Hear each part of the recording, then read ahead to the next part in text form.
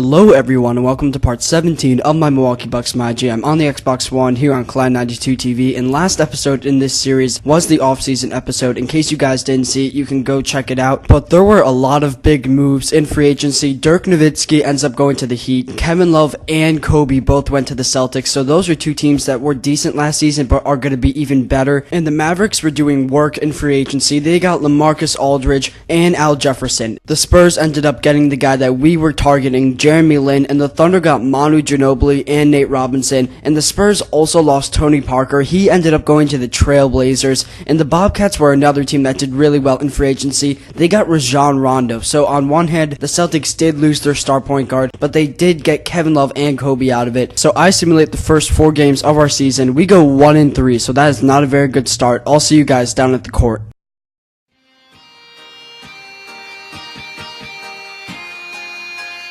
Big Will in the building.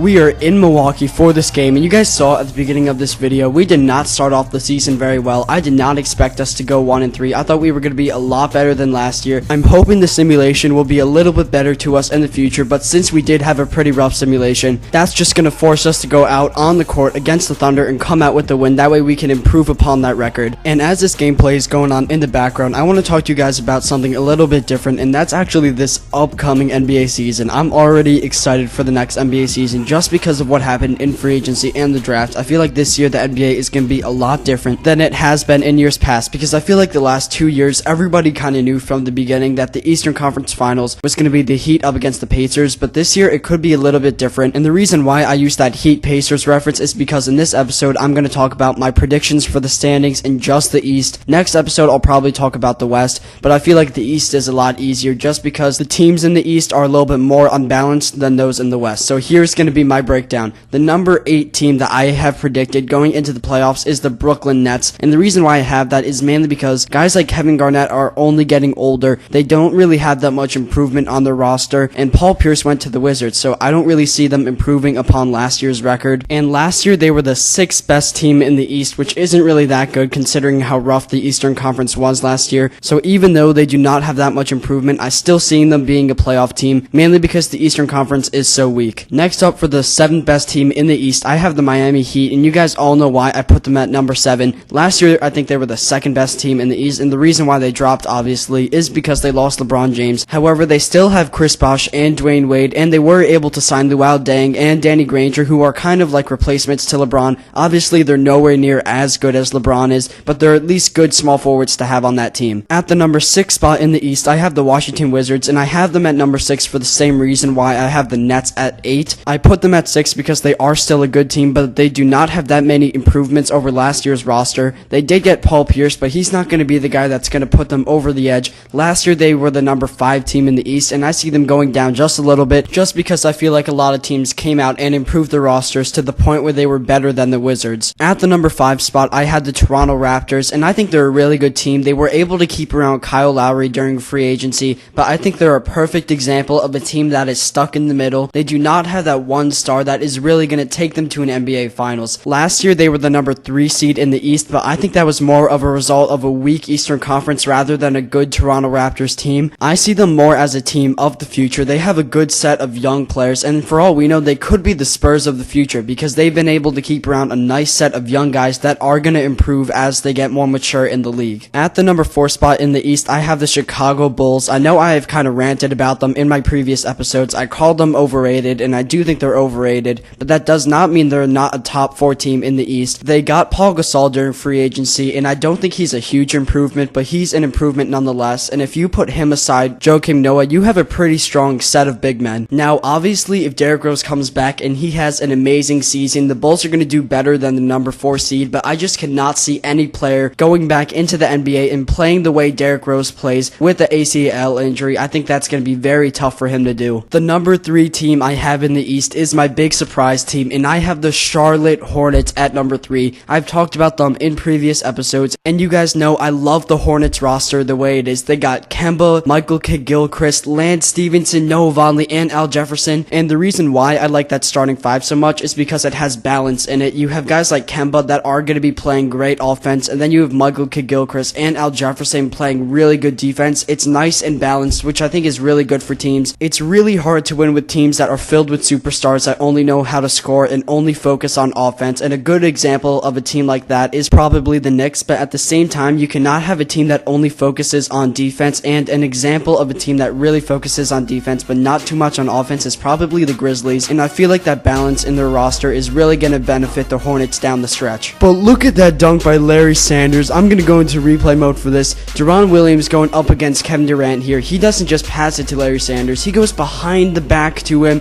and Larry Sanders is going to posterize Serge Ibaka on this play. Serge Ibaka is known for his amazing blocks, but there he is just being posterized by Larry Sanders, and you know he's going to celebrate after that, showing his wings, but we're not done after that play. They're making a risky pass, basically giving the ball to Brandon Knight, who's going to slam it at the other end. So I was getting a bit off topic there. Back to my standings. Number 2, I have the Indiana Pacers. They've been in the top 2 seeds in the East for the past couple of years, and I do think they're a top 2 team. They really haven't done much during the free agency. They lost Lance Stevenson, but despite that, I do still think they're a top team. When they lost Lance Stevenson, a lot of people thought that the Pacers were going to do pretty bad, but they still have a good roster. I don't know why people are talking down on them. They still have Paul George, who's probably a top 10 player in the league right now, and they also have Roy Hibbert, who's just a beast in the paint. So for those reasons, I still see them as the number 2 team in the East. My number 1 team in the East, for me at least, was a no-brainer, and I put the Cleveland Cavaliers as the number 1 team just because they do have LeBron James, and I know in past episodes I said that I cannot see them winning a championship, and that still holds true to me. I cannot see them winning the finals next year, but I can see them being the number 1 team in the East. Just look at their roster. They have Andrew Wiggins, Kyrie Irving, and LeBron James. That's a solid 3 guys to build your team around, and they may get Kevin Love, and if they get Kevin Love, there's no doubt they're going to be the number 1 team in the East. So you guys can tell me in the comments below what you think about the Eastern Conference, how you think it's going to shape up, and next episode I'll probably be talking about the Western Conference, and I think the West is a little bit more interesting than the East. So let's get into the gameplay of this video. We are heading into the 4th quarter, and the guy that took over this game was Zach Randolph. He had such an amazing game. Playing with him in the post is so easy and so much fun, and we have a 10-point lead on the Thunder. But look at Russell Westbrook getting that layup right over Deron Williams. There's under 7 minutes left in this game. They're giving it to Luis Scola, and it seems like Luis Scola is always moving teams in this MyGM. And get that out of there, says Larry Sanders. We're going to go on the break. Deron Williams is going to lob it up to Jabari Parker for a layup at the other end. Now Russell Westbrook has the ball. He was the main guy on the Thunder that we had difficulty stopping. He's going to give the ball to Kevin Durant, who's going to drive in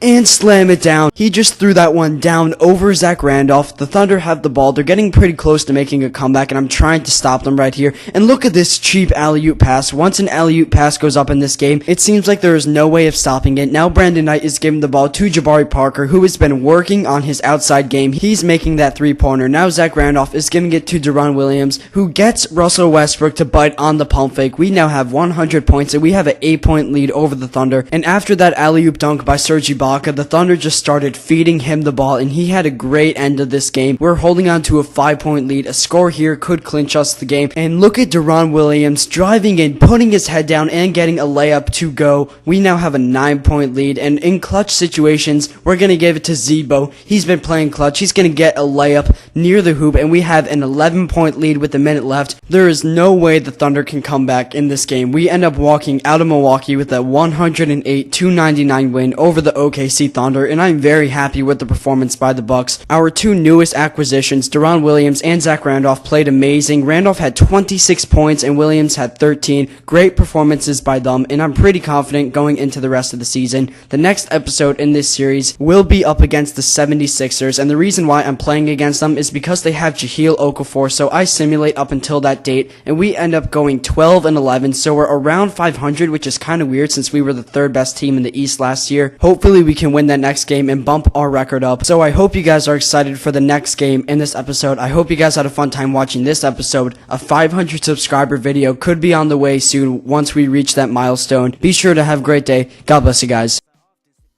Bye.